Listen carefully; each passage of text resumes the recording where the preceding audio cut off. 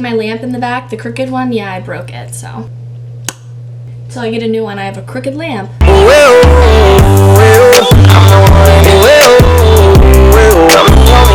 I was like 14, 15 at the time that this happened. Oh my god, I might have been 13. I don't even know if it was a stalker. Like somebody was definitely did not like me or bullying me or just was a hateful, awful person. 2011, I had like reached the max Facebook friends, so I had to make a new Facebook, and then like it's just because I was so young and dumb and added everyone and accepted everyone. And my old like 14-year-old self reminds me, not as extreme, but of a bad baby catch me outside girl. Like she was somebody I would have hung out with. Not calling her ratchet, but I was like definitely, she would have been like my homegirl. I wasn't a whore. I like made myself look to be one. I just like was stupid and wanted big boobs and big butt and boys to like me, I guess. I don't know. So I took all the like mirror pics and like, you know, whatever. Not nudes. I never took nudes. I just got my first bombshell bra and it was like a big deal. Like I was like, oh my god, like my boobs are gonna look so big. If you don't know what a bombshell bra is, it like pushes your boobs up like 2 cup sizes. I'm eating Smarties, so I'll get educated. Thought I was sexy. I wasn't. I was not.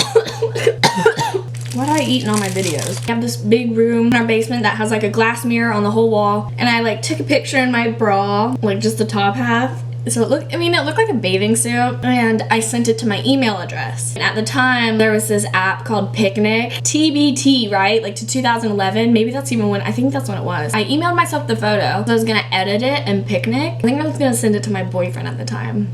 But I don't know. I really don't remember. I was so young and dumb. So I emailed it to myself and I was like late to cheer practice, so I had to go to cheer practice. And then when I came home, I hadn't sent the picture to anyone. It was just in my email. I received this really weird text message from like a number with like a green text. It was one of those like pinger numbers where you like can have a fake number, like make up a number for a day or use it for something. So I received this really weird message, right? It was the picture. That's weird. And then it was like, send me more of these. I like didn't tell anyone, but I was like, who is this? I texted my boyfriend at the time and I was like, are you messing with me? Like, did you blah, blah, blah? I don't remember to be exact, so I don't want to say something and be wrong. But they just were saying, you know, saying really weird things to me, and it like got me super shook and like I couldn't sleep well at night. It was just weird, whatever. It passed. The next day I received an email, and it was from like an email that I couldn't respond to. Okay, and it was in the photo, and it said like, I'll give you another chance. You have until the end of the day to send me 5 more photos nude of yourself, which I'd never taken a nude photo, and I wasn't planning on it,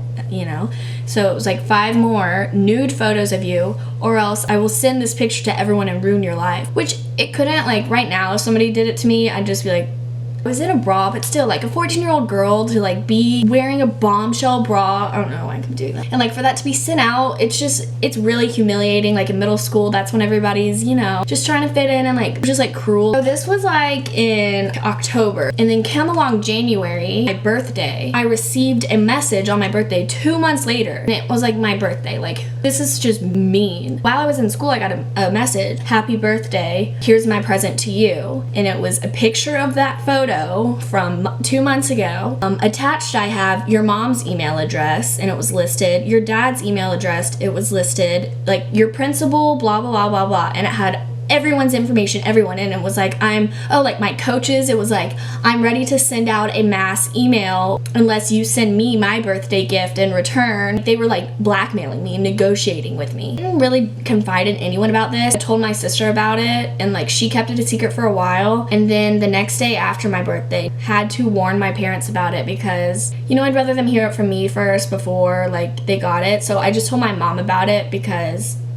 you know, she's my mom. Actually, I think I had my sister tell my mom because I was embarrassed that I took a photo when it really isn't even that bad. I mean, it is bad, but like I wasn't naked. So from there, this person on your iCloud, there's like your photo sharing and whatever. Photo stream. Every screenshot and picture that I took on my phone like would go automatically into my iCloud photo stream. Somebody was then getting me pictures and screenshots of text and stuff from my iCloud. That's how I figured out that that's what they were doing. Every time they were blackmailing me, it's because they wanted photos of me. If they wanted to humiliate me, they would. It kind of got to the level where it was like, okay, maybe they just are like creepy. So we called the cops. They come to our house. They asked, do you have any enemies, like any suspects? And my mom suspected a person who moved in next door who sits in their car multiple hours in the middle of the night. They'll go out there at 10 p.m. and then sit in their car on like a computer pulled up until 4 in the morning in their little van with like the light on and whatever. And my mom's like, it's so weird how there's somebody in there that does that. And they were literally our next door neighbor at the time. And like it started freaking me out too. Like every time I'd come home, they'd be, you know, there, and my mom would be like, that's so weird. They'd send me the message when I'd get home from practice.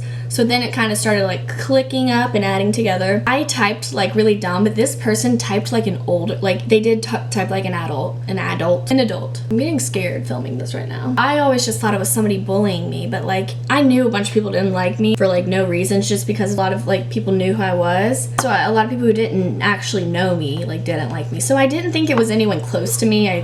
Maybe somebody. I had screenshots of all the texts. I got so freaked out about this in the end that I ended up deleting everything because I never wanted to see it again. And now that I've like conquered this, I really like am mad at myself, which I don't blame myself, but like I save everything, so I don't know why I didn't. I mean, it was so long ago, I must have been so like sensitive. Once the police got involved, they just said there's nothing we can do about it. When my mom said like who she thought a suspect was, they said until I get a violent threat to me, like they threatened me to like blackmail me and send it out, but until I get like a threat, this person threatens to harm me in any way, they can't go forward and do anything about it. They said this is just like another form of cyberbullying, blah, blah, blah. It happens all the time, which like I do agree. And so I kind of wanted this person to threaten me. I know that sounds awful. I wanted them to do something. I wanted it to end. Then about the suspect who my mom thought it was in his car, they said like we can't, he's on his property, unless we have a warrant to go over there, we can't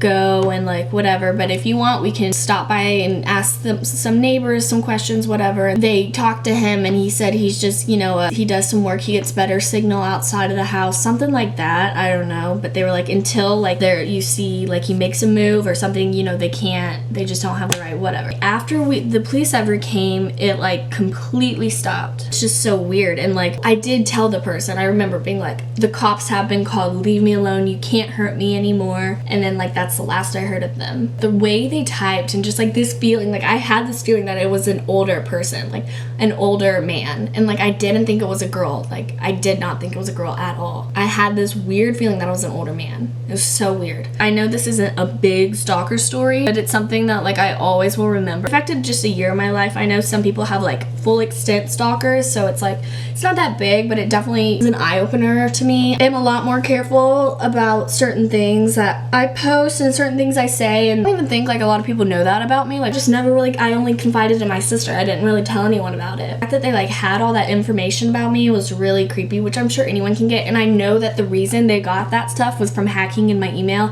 and hacking onto my like iCloud and getting whatever photos and screenshots they wanted. So that's all for my stalker cyberbully story. I know it was a little different.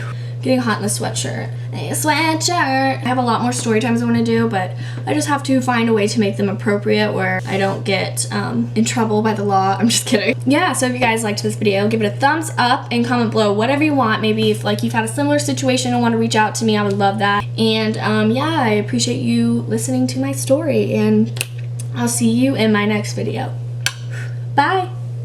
Girl, I got you so high, and I know you like, so come on, push it on me. If it feels alright, wanna drop it low.